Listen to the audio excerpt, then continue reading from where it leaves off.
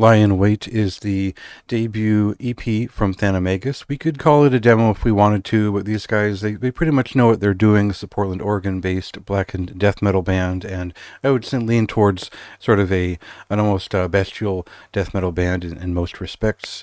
And it features Charlie Corinne of many bands, among them Ascended Dead, and including Morbid Angel on tour and all that. And also we have Jonathan Quintana of Decrepacy and Hellstrike, and many other bands, including Mortuary and some others. So I believe they were a quartet for this record, and now they're back to a trio. And it sounds like, based on their first demo, this was sort of them putting together a project in the studio. Corinne is a bit of an engineer and does really well to show his skills on the demo and this EP.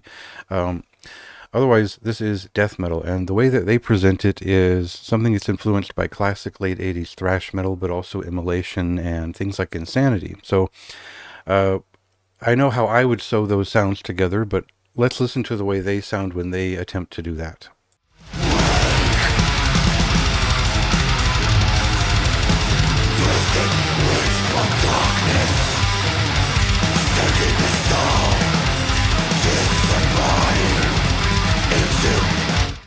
So really the result of like a Dark Angel influenced death metal band is kind of predictably something like Deicide, the first album.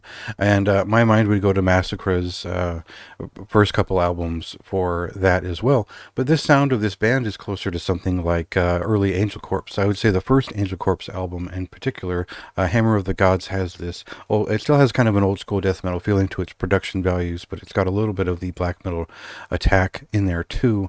So there's this aggressive death thrashing sound there and also here.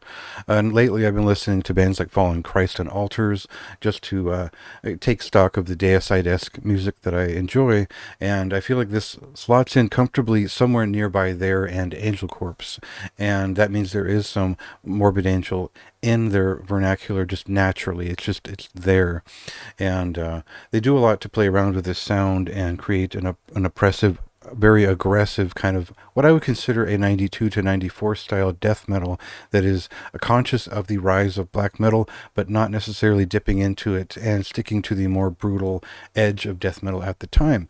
Now, I don't know if they were that calculated in creating it, but it is the result to my ears, and I was very impressed with it. My only real criticism is that I would have preferred that they came up with some more memorable moments. I think they have the machinery of death metal down just perfectly. I think there are thrashing and brutal parts here that are just intensely memorable on their own because I love that sort of thing.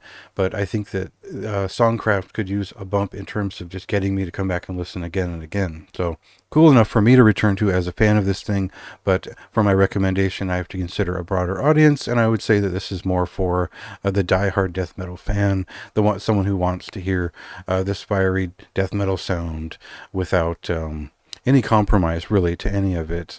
So otherwise, you can listen to this now. It's been out since last weekend. Go ahead and check my review to just see what you think compared to my thoughts.